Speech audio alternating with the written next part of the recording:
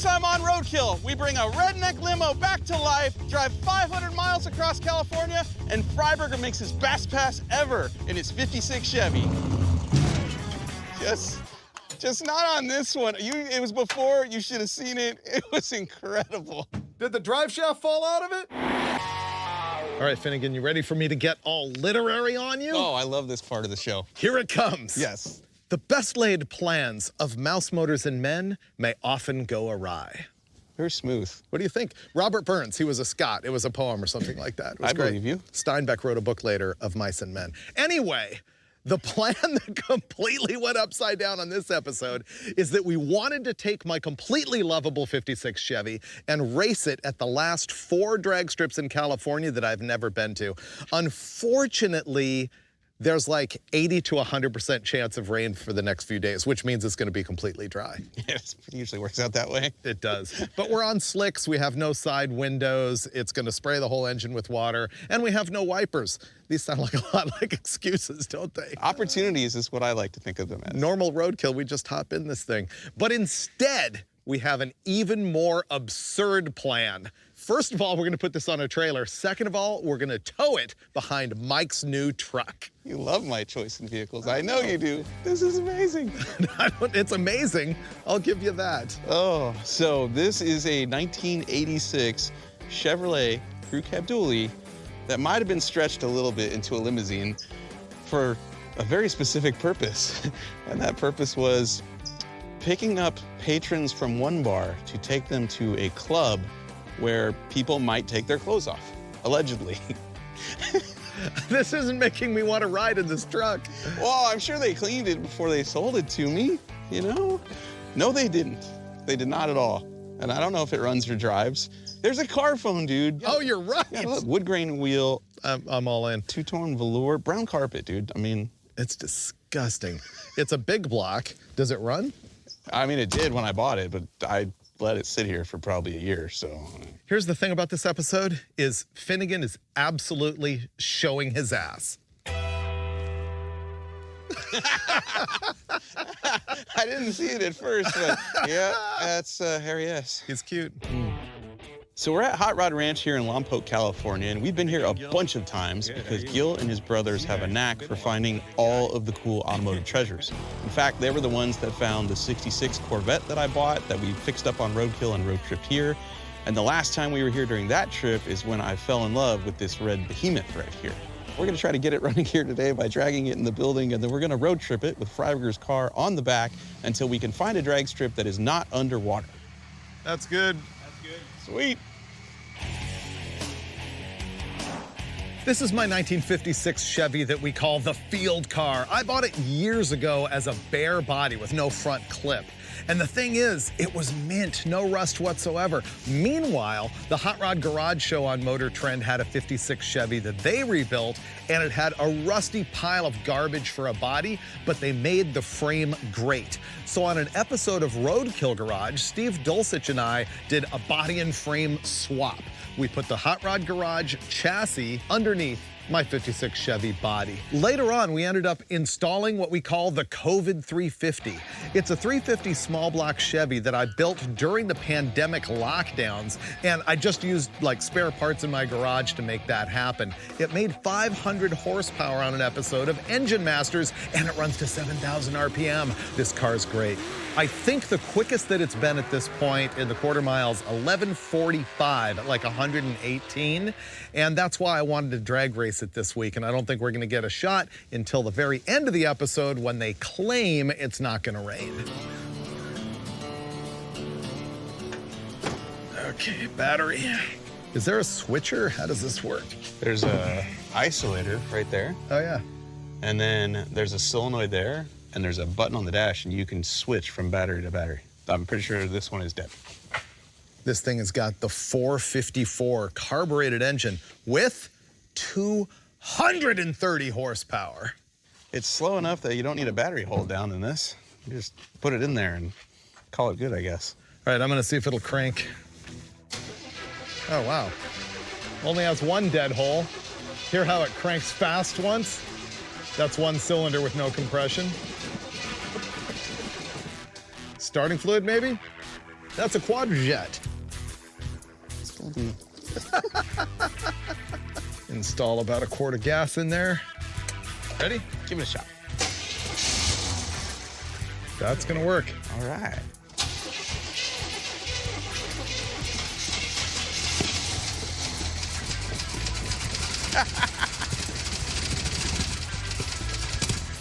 That sounds really bad. Is this how it runs? Oh, the choke's completely closed. Hold on, let me get a screwdriver. See, it fires right up. Let me throw some more gas in it. Just a little splash.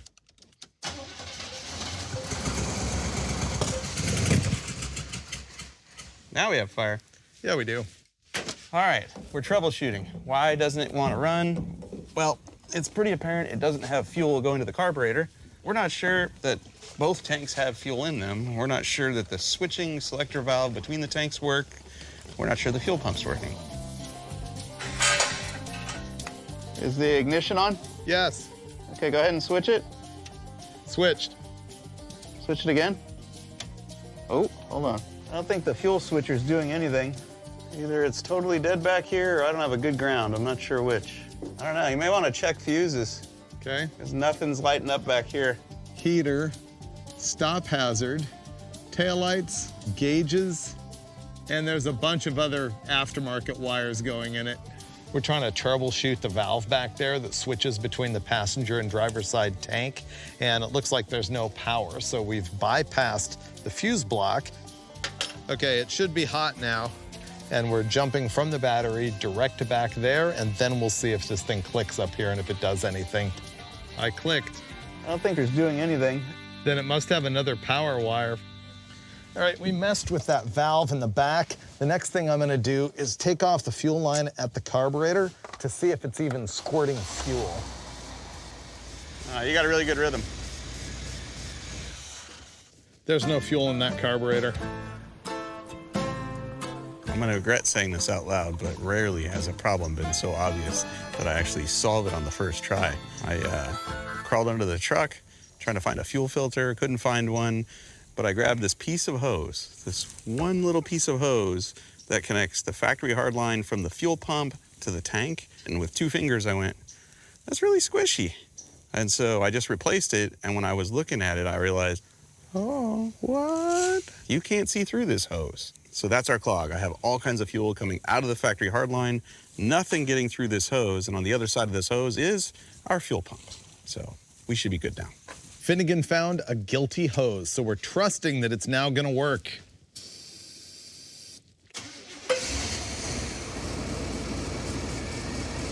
Ooh, I smell gas up here. There we go. It's alive! I have bad news. The whole carb leaks? The radiator's barfing everywhere, or something wet. See? That's our fuel pump puking out of the little hole on the side of it. Yes, it is. Oh, that's bad. We need a fuel pump. We need a fuel pump, all right. Hey, but your hose was a problem. Right? Right? Well, our fuel pump's junk. We ordered a new one. We're waiting for it to arrive, and while I wait for that, I'm just gonna clean.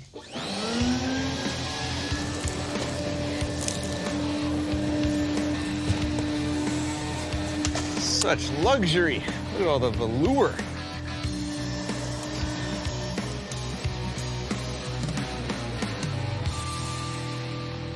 Our fuel pump arrived. While we were waiting, we loaded the 56 on the trailer. Now we're ready to make this change. I'm gonna clamp off the fuel line so that we don't have another big flood, and then I'm gonna force Mike to do this part of it. There you go. Got it. Great. That's where the fuel was puking out earlier.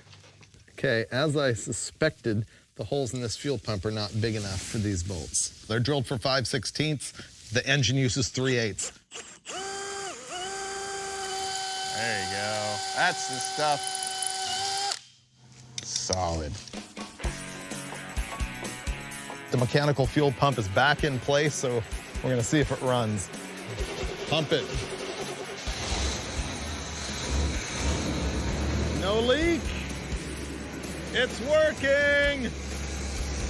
You can hear it groaning a little bit, just like power steering does when you turn it all the way to the lock. That's the Hydro Boost, which is a system that uses the power steering pump to do the power brakes also. How do the brakes feel? First 3 inches don't have anything, but then it has a pedal. I think they need to be bled. It's drinking down the rear brakes. It is? So we got a leak somewhere. We can't catch a break because Roadkill, the master cylinder front half was bone dry. Well, wheel cylinders in the morning. All right, so we'll stay in Lompoc. All right, I'm done. I had fun. I still love it.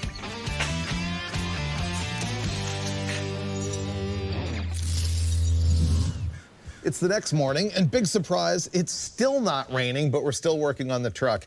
Last night, we discovered that the brake pedal goes right to the floor, and one of the master cylinder reservoirs was completely dry, so we're gonna take apart the back brakes and have a look. One down, and now the spidery one. What we're dealing with here is what's called a full floating axle. This design prevents the weight of the vehicle from being carried by the axle. It's got wheel bearings in it, very similar to what you'd typically find in a front drum brake. And it's gonna be a pain in the neck to get apart. There's a adjusting nut in here and we don't have the tool for it, so I'm gonna be chiseling it. Now this should rotate.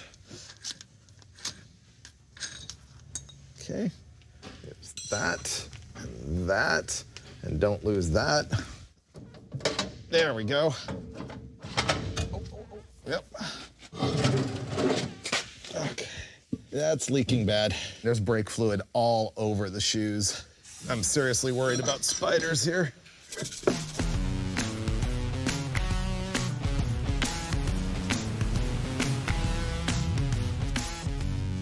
When we have brake fluid, that's good news. Things are looking up. We have figured out what's wrong with the brakes on our truck. First, the inner seal for the bearing on the drum was blown out and it was leaking gear oil all over. You can see how messy it is, but also our wheel cylinders were junk and they were leaking everywhere. But we got really lucky because local parts store had brand new ones from Duralast. Old Chevy Crew Cab dually, not real popular. So the fact that we're able to walk into a parts store and get these bad boys brand new is very good. So we're gonna put these in and keep on trucking.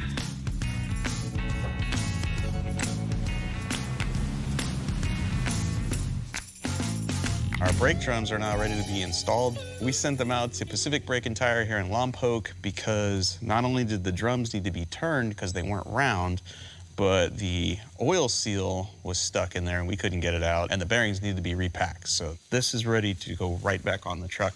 And then all we gotta do is bleed the brakes and drive out of here someday.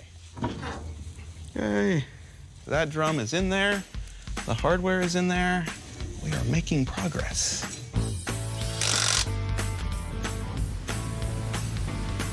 We have the brakes all reassembled, and it feels like I have an air bubble about this long in the system. So now we're gonna go bleed. The horn works. Down. Up. Up. Down. Okay, that's it for this side. It's getting pure fluid now. I'm doing a very important job. I'm setting our factory clock, which functions. Down. Down. Bubbles.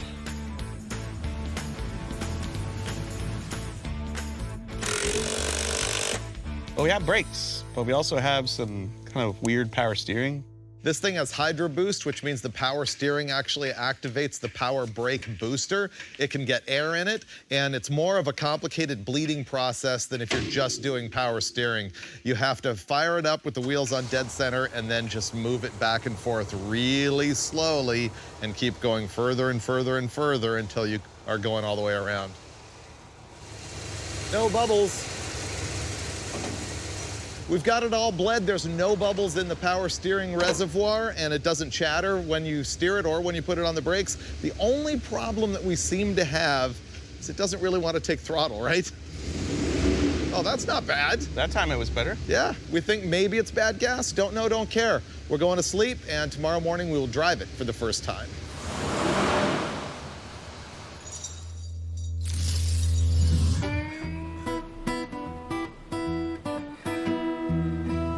All right, first thing in the morning, we are test driving this thing, as promised. It's in the sun. I don't know if it's gonna make it to the drag strip. Just, that's half throttle. Oh, there we go. There we go, all right. How's the brakes? Oh, brakes great. Money. It's the best part. I wonder if the fuel filter in that carburetor is clogged from that rubber hose that collapsed. No, I'm thinking all we have to do is mix new gas in. Okay. Oh, wait. Hold on. There you go. It's fixed. Except for the death wobble. Oh. Mud on the tires? Let's go with mud on the tires. Yeah. Mud on the tires, yeah. That's 230 horsepower. Yeah, I mean, it got better somehow by leaving. Now it accelerates great. 75, which is probably 70. It's pretty smooth. Yep. Maybe it needed to warm up and whistle while it worked. Or maybe the choke needed to open. How about crack the vent window just a little bit? I thought you would know all these square body tricks. Let's go hook a trailer to it.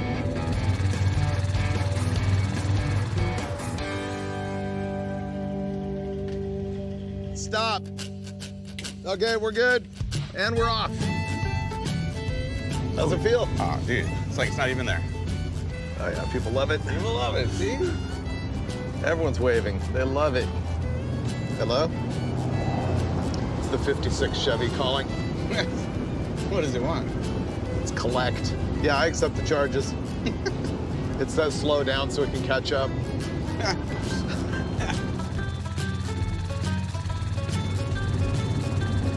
I'm gonna floor it. Ready? Yep. I'm ready. That was it. Go. That was it. I mean, it's going. It's on the wood. There we go. Oh, transmission shifts well. If the trailer was back there wagging, we wouldn't even know it or feel it. This truck's so long, it probably won't let it wag. I feel like my 56 is in another zip code. You just made me laugh, and now I have the hiccups.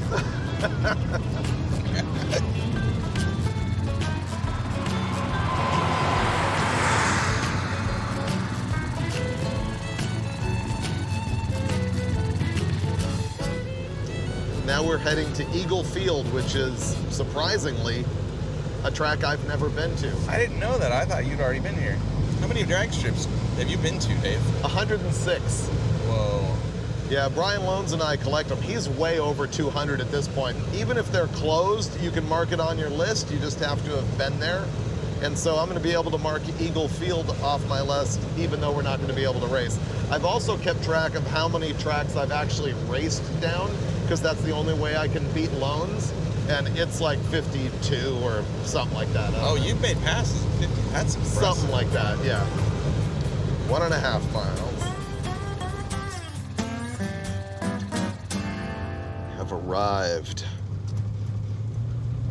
Gates open. Wow, this is cool. This is it, dude. It starts way back there. Yeah, this is the finish line of the track. Okay. And this is an active airfield, so that's great. I mean, I'm sure they can see this big red thing from the air, right? Stubby Bob's marks should be right out here somewhere. Oh, yeah. They labeled the Stubby Bob mark for you with the water bottle. There it is. Oh, yeah. Full on. That's the trailer hitch. Yep. That is deep. If we were at a drag strip, they would have made me pay for that. And I would have just ran away, because that's expensive. Hardcore. So this is where all 6 wheels came off the ground. This is hitch dug in, stood straight up, motor trying to fall out of it, all 6 wheels off the ground. Drive shaft wobbling around. Yeah, this is, wow, I'm so glad we came here, because, was that 5 years ago? We did some kick-ass wheelies. Dude, we did. Oh my God. We did. So this is Eagle Field. Like most airfields all over the country, this was a World War II deal. It was a training field. They taught kids how to fly planes. Wasn't really used as a drag strip back in the day, as many of these were, but in 2009, they started doing the retro drags here. And it's a big deal, and I've never been here before, but all my friends have. So, super cool. This place is awesome. Let's go. Dinner? Yeah, Yeah. dinner. That's bright. Yeah.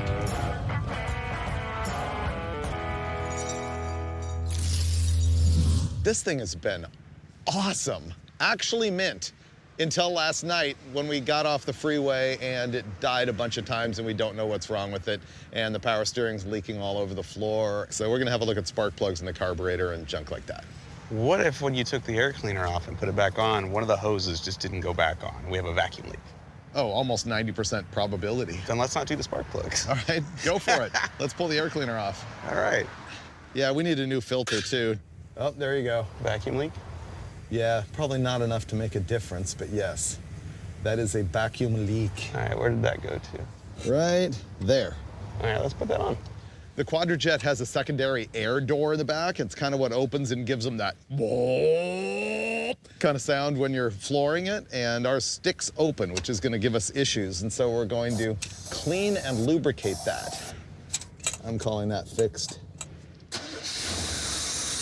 Oh, there's no vacuum here. It's ported vacuum. It's getting smoother. It runs on 7, but it's good. Seems good. Let's go. Nope, needs a little bit more oomph. Ooh, that was close.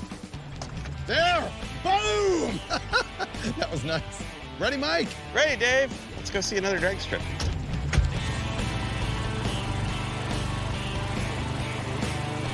Kingdon drag strip is the goal. We're only 12 minutes away.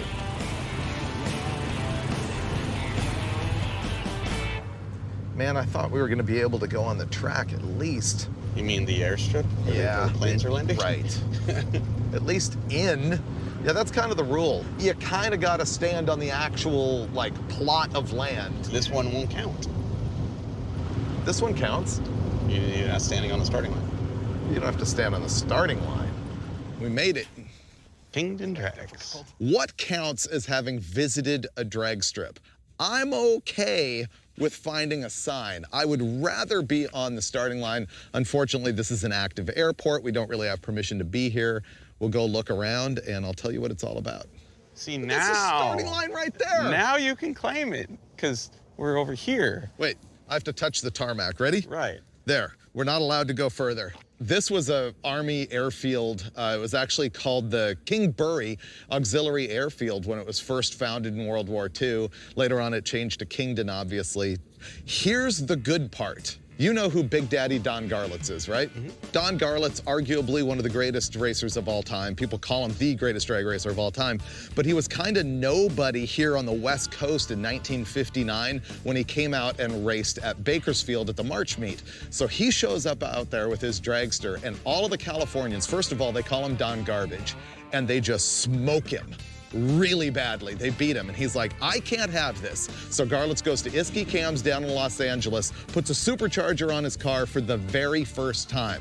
That's why the Californians were beating him. They had blowers, he didn't. And so, 2 weeks after the March meet, he comes right here, and this is where Big Daddy Don Garlits ran a supercharged Hemi for the very first time. Oh, that is cool. We should roadkill this. Yeah. I wish to death I was racing my 56 here. I guess our last chance for drag racing, it is gonna be Reading Drag Strip, where we have actual permission to be on the track and run my car. Oh, well, let's go there then. 200 miles away. Nice. This thing is huge. She's beautiful.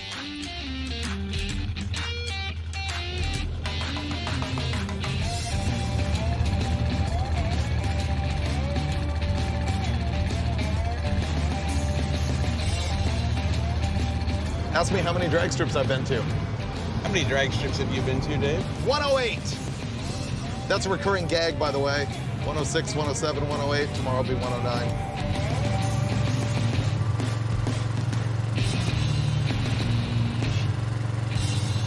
Oh, STD.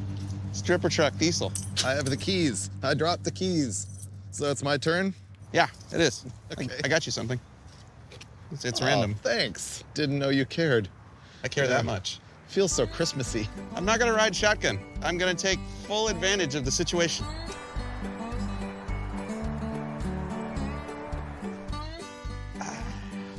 Sir, may I take you to the airport? Drive, James. Don't talk, just drive. Oh, this is my first time driving this thing. Okay, here we go. This is long. Whoa, easy there, guy. Hey, brakes work pretty good. Dude. What?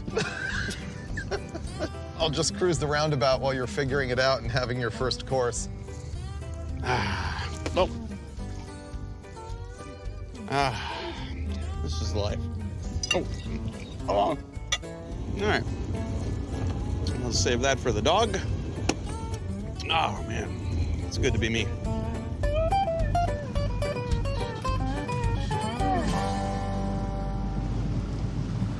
This is actually plastic. Not even scented, not even flocked. Oh, we're screwed. And we're running out of gas.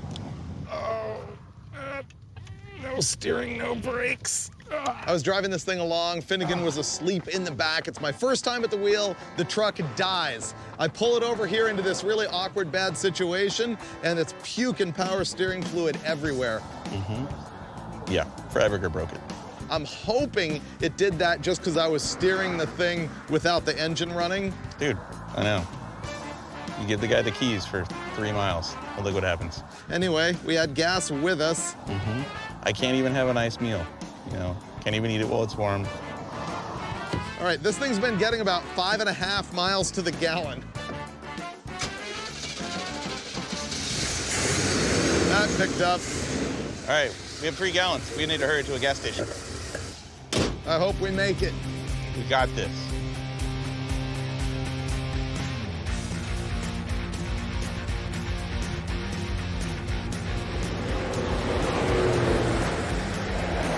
It's the greatest truck ever!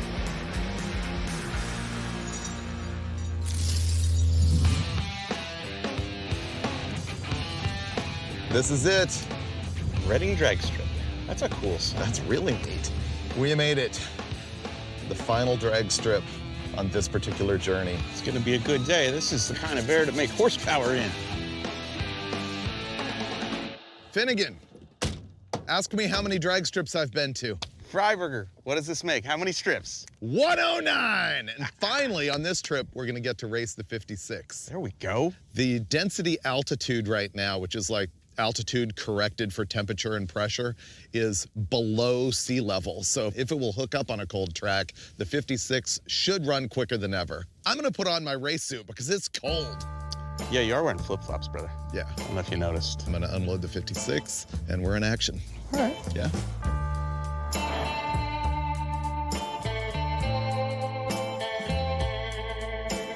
Will it run in this freezing cold weather?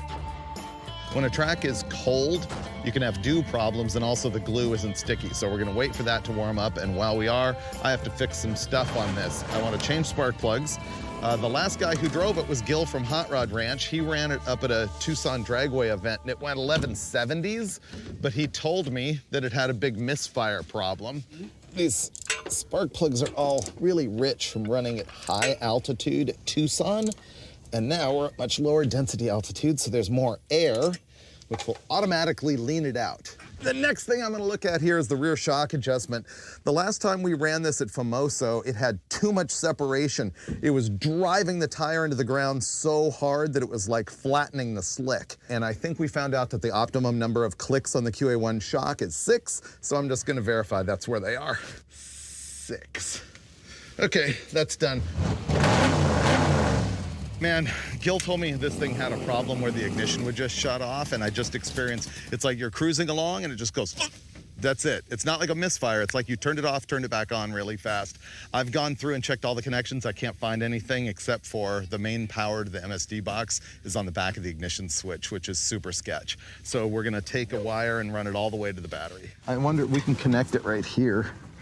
Oh, yeah. There are 2 red wires coming off an MSD box. One of them is switched to ignition. The other one is supposed to go straight to the battery. Mine goes to the back of the ignition switch, which is not the way you're supposed to do it. So I'm gonna fix it. Okay. You look good. Just go fast. It's perfectly smooth. It's perfectly prepped. There's no wind. Feel good. You got this.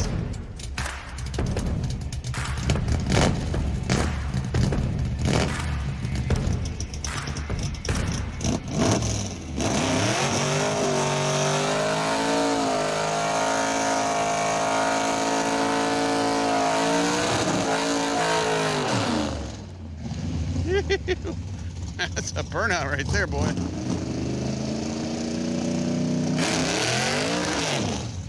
that didn't work. So I think on his first attempt, he pretty much just dumped the clutch because it did a good job of smashing the tire into the ground and just spinning as it took off. He's either gonna have to leave it a lower RPM or ride the clutch out of the hole because it's really cold here. Okay, that was a 4,000 RPM leave. Let's see what we can get.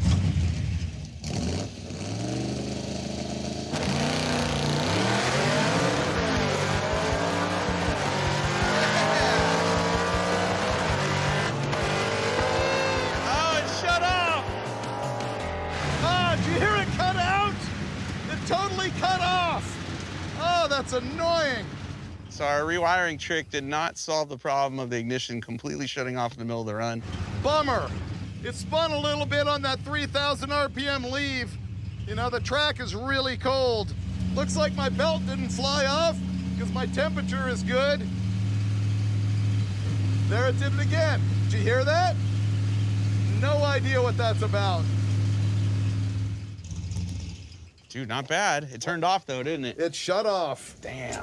You're on 1144 to $1.19, dude. It bogged. So you can go a little more in between. There's more in the launch. But let's not overlook the fact that it just went quicker than it ever has been. Oh, dude. Yeah. It sounded amazing. Yeah. Oh, he's got a time slip. Oh, cool. Data? Show. So that's a mile an hour quicker than or faster than it's been. Did you hear it shut off? Oh, yeah. Yeah. Why don't you fire it up and I'll jiggle this wire. Let's see what happens here. Okay. I don't see anything here. Why don't I go out there and jiggle the wires to the coil? It was on there between the plastic and the terminal. It wasn't in the terminal. Oh. Let's pinch those down to make them go on tighter. Okay.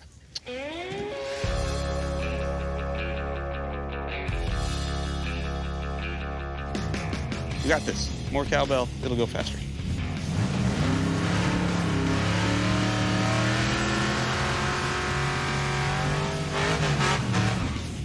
All right, first launch was 4,000. Second launch was 3,000. We're gonna try 35. Okay, pass number 3. We just tightened up some connections on the coil, went through all the connections on the ignition box and ignition switch. It all seems to be pretty good now. He's gonna raise the launch RPM about 500. I think it's gonna go quicker.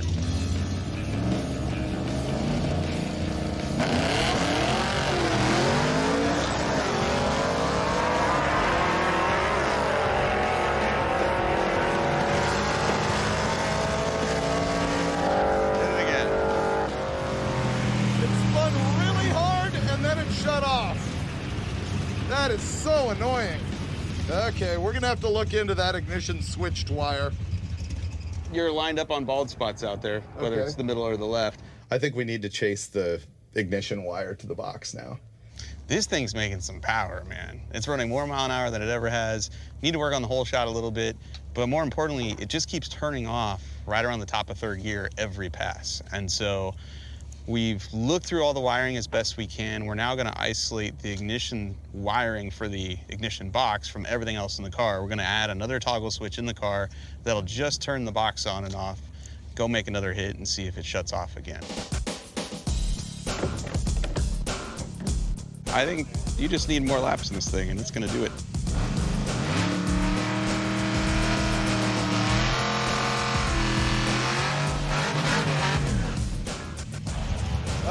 It just cut. It just cut off while he was doing the burnout. He's gonna go anyway.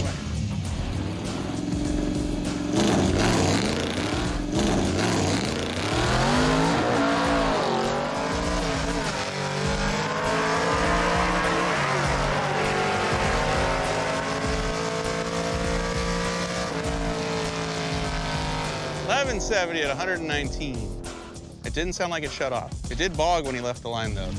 So I bank shift 1-2 and it slipped the clutch. So after that, I started granny shifting it. Probably not gonna add up to my best pass. It spun the clutch on the 1-2.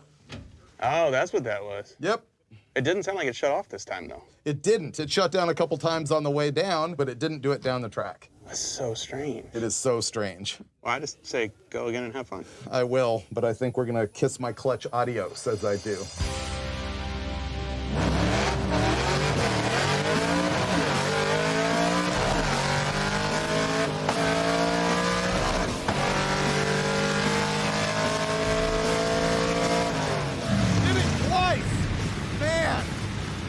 It just keeps getting worse, man. We just keep getting roadkill.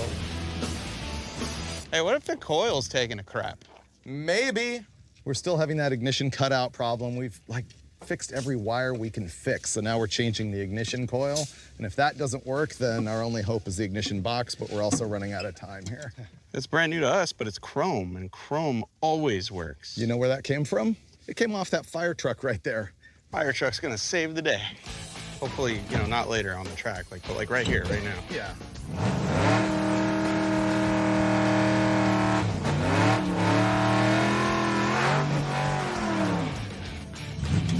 It's shutting off still.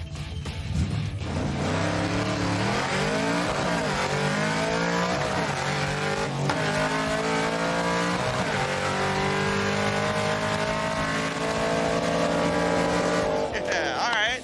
I'll take it. I'll take it. 1149, real close to his PB. Still turning off though. Our last choice is to change the ignition box. Why not? Let's do it. Fortunately, the guys here at Redding Drag Strip said that they could actually dial us in with a box exactly like the one we have. So I say let's give it a shot. We're down to 45 minutes. Make it happen. Let's speed things up. You back up. That's where the tools are. But hey, look at the bright side. The car already has run its quickest ET ever at 1144, and I just went 1149 at the same mile an hour, 119. So we're actually doing pretty good in a roadkill kind of way. Now, we're taking the box out of the car and wire nut this other box in here and hope that solves the problem, because Dave, I think, has figured out the drag strip and the whole shot thing, because he just laid down his second best pass today. You know what this car needs that would fix all of this? A blower. That would fix it. Wow, what a day. Never forget, we have the coil out of a fire truck and an ignition box we borrowed from a bystander. It hasn't popped yet. This is gonna be great. Oh, that was it. We're out of gas? No. Let me see if the light is blinking on the box. Wow, it just keeps getting worse. Turn the ignition on. On. Go ahead and crank it. It's blinking. That's weird, dude. That's got no spark.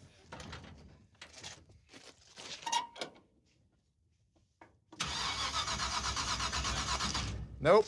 Pop the distributor cap, see if the rotor broke. Okay, crank it. All right, hold on. It's on there. It's not loose. Rotor's fine. You could change the pickup in the distributor. Yeah, let's do that. Here's the next step. I was pulling to the starting line, and the thing just flat died and won't refire and has no spark. Another one of the guys here at the track brought us a distributor, and we're gonna change the magnetic pickup inside the thing. We're now attempting to change the magnetic pickup, except we can't get it out of our old distributor. So we're now changing the distributor. Once it comes out of the motor, we have to retime the motor. So here's the other thing. That has a bronze distributor drive gear on it right there. And you can see that our new distributor has a steel one, and that's not gonna work with our solid roller camshaft. So now we have to put that gear on this distributor. Ooh, nice. Beautiful. Okay. All right, that's our gear going on his distributor. Here's one thing to know when you're doing this. A factory Chevy distributor has a 0.491 inch shaft in it, and the aftermarket MSD one, and most aftermarket ones, is a 500 shaft. So that's very, very similar, but it will mess you up if you're trying to change these gears and have the wrong thing. All right, let's go. Sweet. Oh, dude. Nice. Which one's number one? One. Okay, so here's two. Cranking. There's no spark, dude. This is ridiculous. We just spent all that time changing a distributor, changing the coil, changing every bit of wiring, and it was that we had 2 ignition boxes that failed. At least that's what I think. Maybe this one's gonna die too because of something we did wrong. I don't know. Okay, it's got vacuum advance, so you have to give it about 4,000, I think.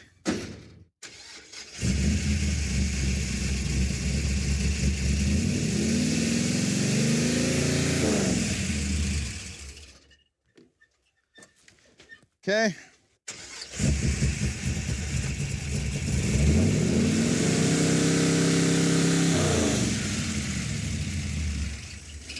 Okay, let me tighten that down. Boy, was that a thrash. 3 ignition boxes to make this happen, man. Freiburger. You can do this.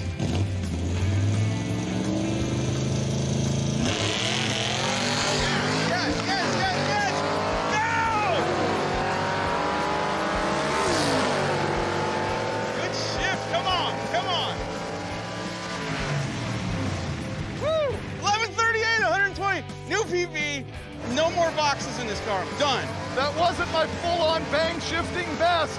I was a little nervous after missing that one gear. All the vitals look good. Ooh, the clutch is not awesome. But you know what? It didn't misfire on the way down. That was great. Did we actually win? Yeah, man. What did it do? 1138 and $120. Nice! New PB. 120! Yeah, man. Left like a boss. They'll let you go one more if you want. Awesome. Okay, let's go. I knew it. All right, we're gonna go one more, and then we're drinking heavily.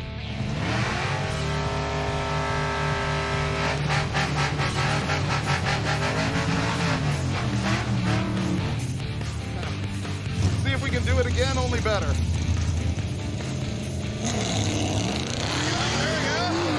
Yeah. Oh, I wheelied. I wheelied.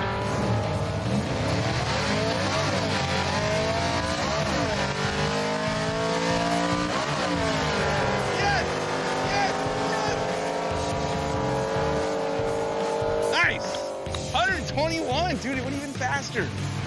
That was bang shifting right there, man. The clutch slipped, but that was bang shifting. No lift.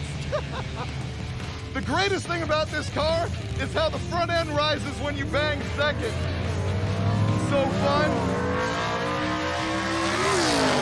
This car's awesome. You know what? That was a long way to go, but all of that work was worth it.